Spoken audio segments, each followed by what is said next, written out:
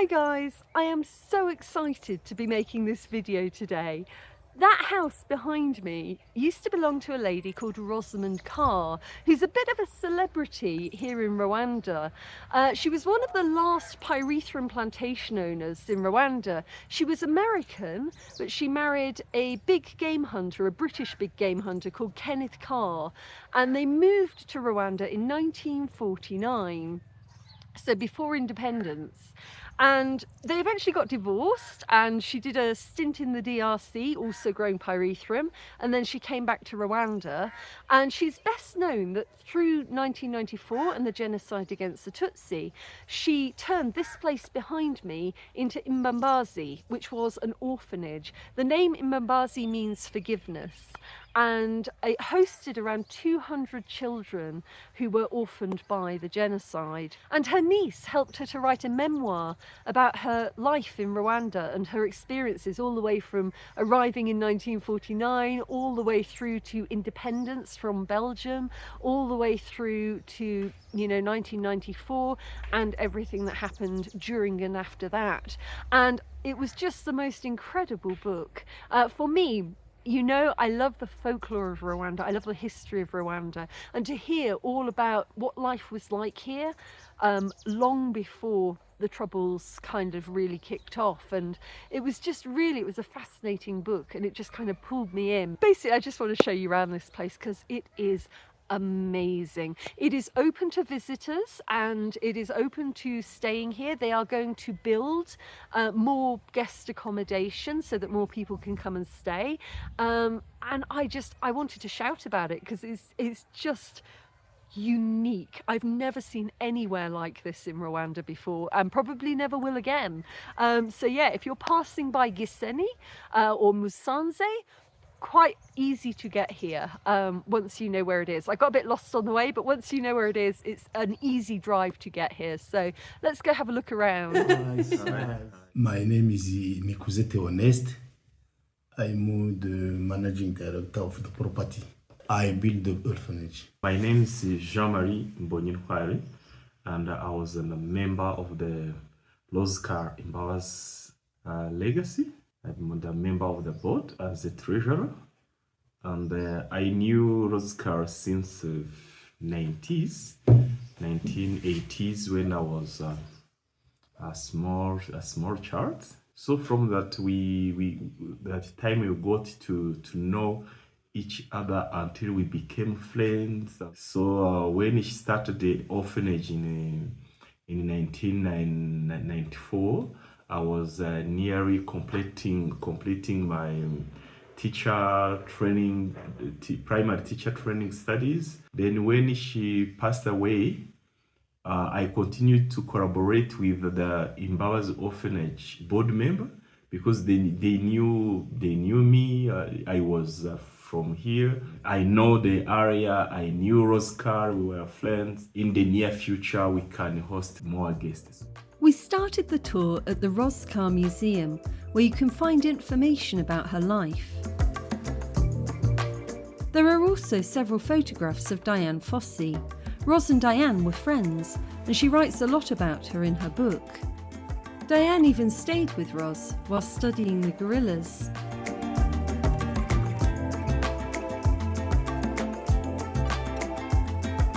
Before it was a museum, it was a pyrethrum drying station, where they would dry the flowers before processing them to make insecticide. This room is one used to dry pyrethrum flowers, and those are some tools they used to dry flowers at that time.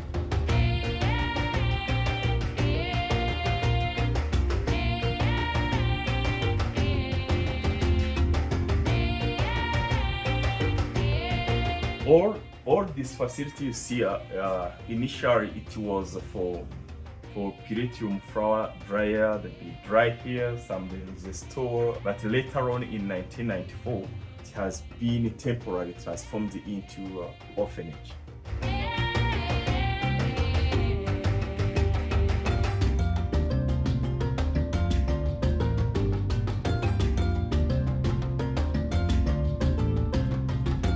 When the orphanage started, it It's in this room where children slept.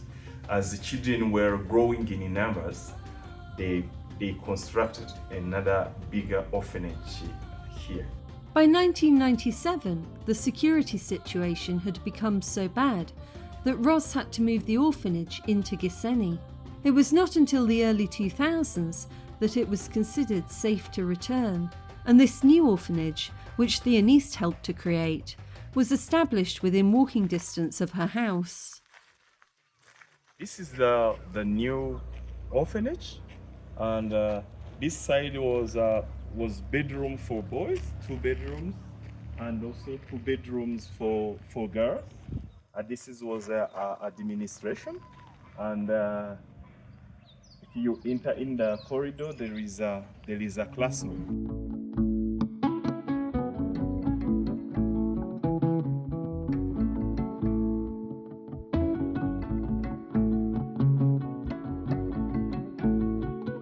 This is where just toilet for girls, and this for boys, and shower for boys, and that side shower for girls.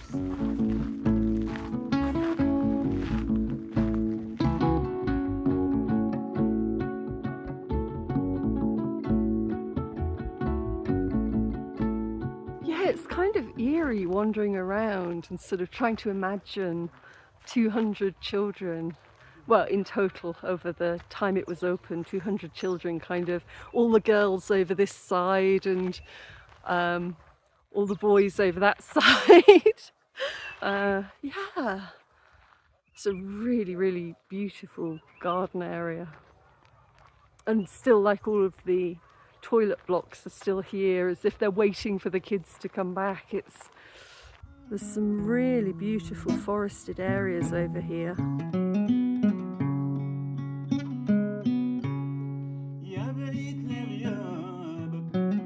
And these are the water tanks that supply the showers. The building style is honestly really striking. It looks like a village near where I grew up. Like the way that the tiles are done and the brickwork. It really looks like an old country village.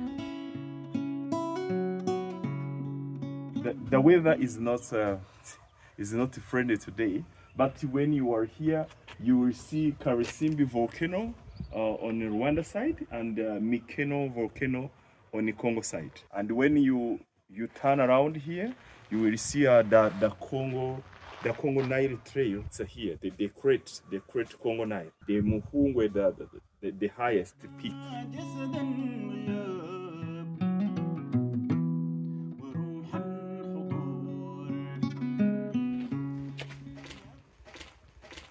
Here it rains very heavy, so we use this facility to harvest rainy water, to use it in orphanage, hygiene, and sanitation. And this is the dining room for orphanage. The Rosamond Carr Imbambazi Legacy Foundation now manages the property. They are hoping to raise the funds to turn the orphanage into guest accommodation and the old dining hall into a restaurant, to try to encourage more people to come and visit this unique place. Over there, it was a dispensary for children.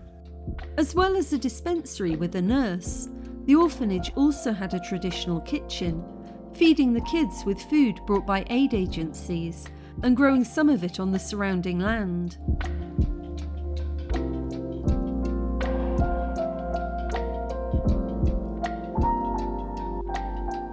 There are many gardens around Imbambazi, including a children's play area with a viewing platform.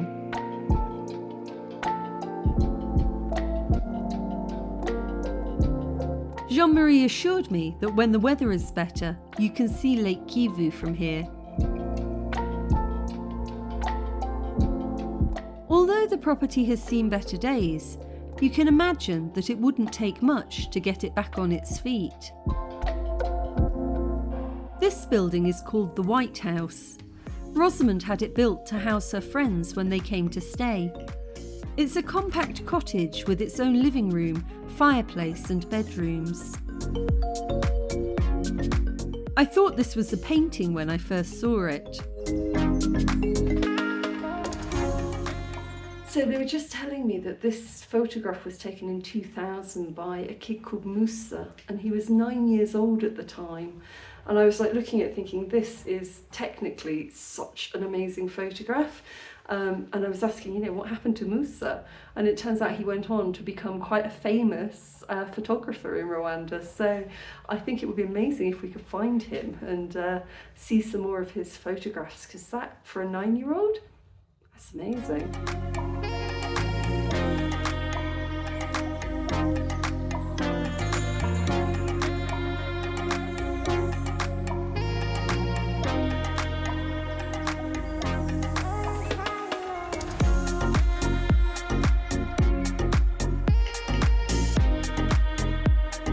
After looking around the cottage, we took a walk back towards the main house. Only I got a bit distracted and decided to follow the cat. This is Zazi, which means a small fly. She turned up as a kitten somewhere between 2008 and 2010, which makes her an old lady in cat years. She led me into the vegetable garden. Looks like they're growing artichokes. When the pyrethrum market eventually collapsed, Ros used this garden to grow beautiful flowers, which they would cut and send to Kigali.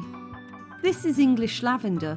You find wreaths of it throughout the main house, used as air fresheners.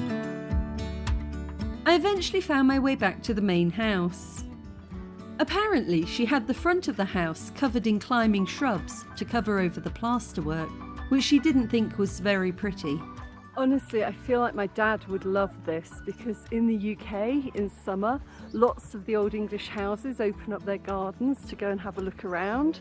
And this looks just like one of those. It's got roses and like so many plants, roses, hydrangeas that you just recognise from the UK. It's like you've been transported somewhere completely different. It's like I've stepped back to the UK for just a day. It's really, really weird. Beautiful, really beautiful, but yeah, well, I mean, the amount of time this must have taken to cultivate and curate, I can't imagine. Lupins.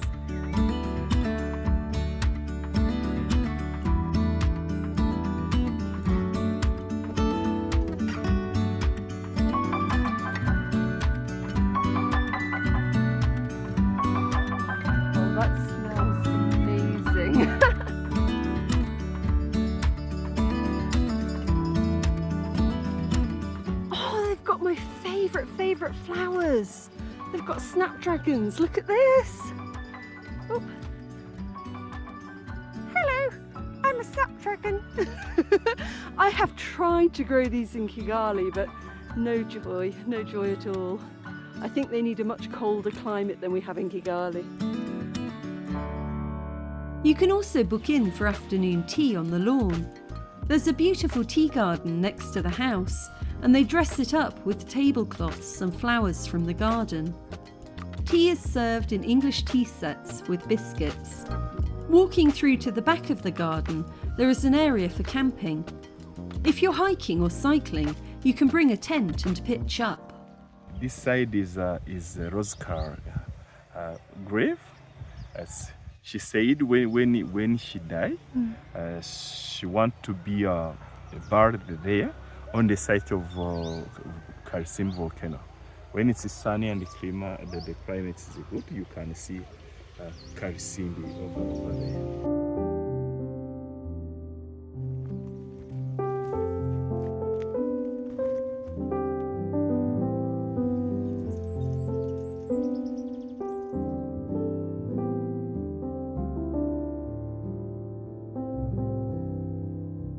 At the very back of the garden is Rosamond Carr's grave.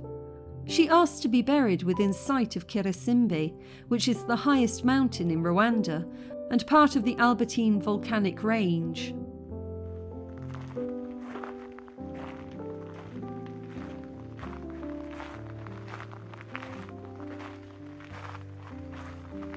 I love that she has the garden all around her.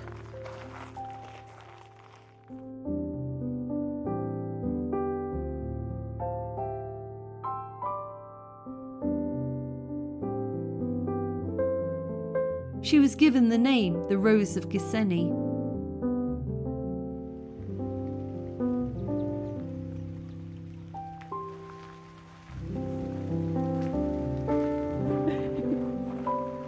Thank you very much.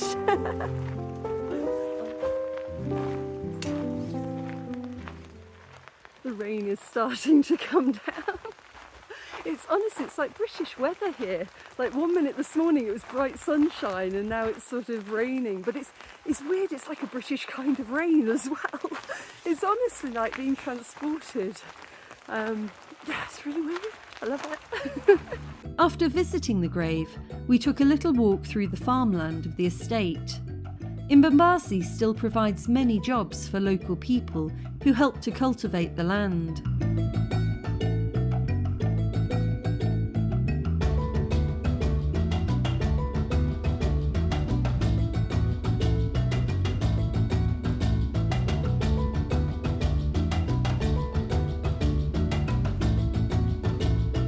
So now we're just walking over to have a look at the forest that's part of the property. It's so nice to be outside.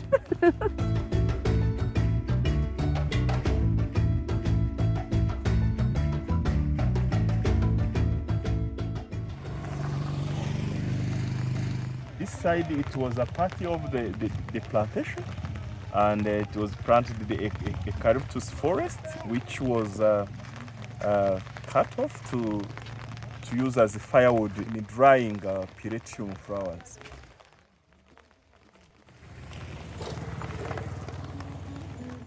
As we were walking back, Jean-Marie was explaining to me that rain is good luck in Rwanda. If it rains at a wedding, it means that the bride will bear many children. And a woman who brings the rain with her when she comes to visit is called Nyiremugisha, a blessing, especially when she brings rain during the dry season. The path to the main house is lined with hydrangeas. It reminds me of Coton Manor Gardens near where I grew up.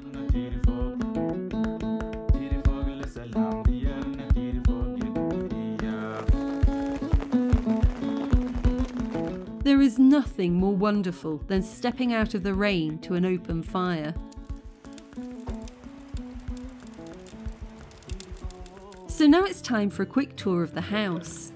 This is the guest bedroom. There's an Australian flag in tribute to the UNAMIR soldiers who offered a huge amount of support to the orphanage and even camped out in the garden at one point, helping to fix things and clear a football pitch for the kids. Here's the bathroom with the lavender wreaths I mentioned before.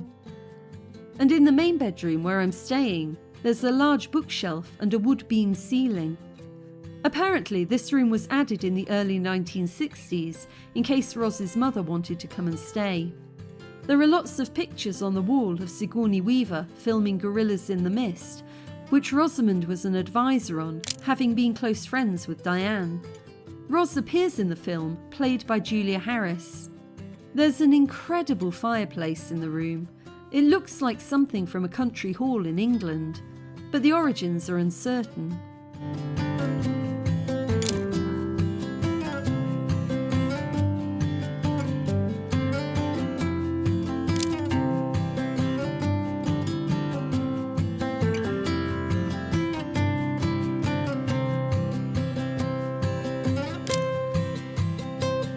Nice and cosy on a rainy afternoon, we sat down to tea.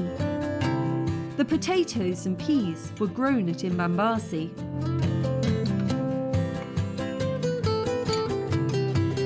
There was a really impressive collection of English teacups and teapots.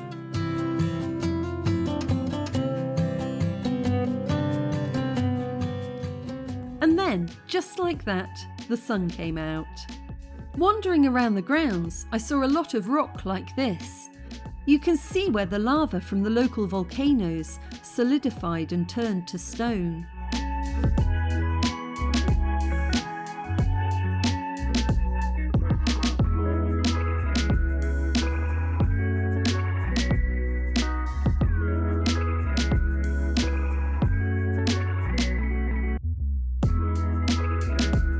I could get lost down these paths for years.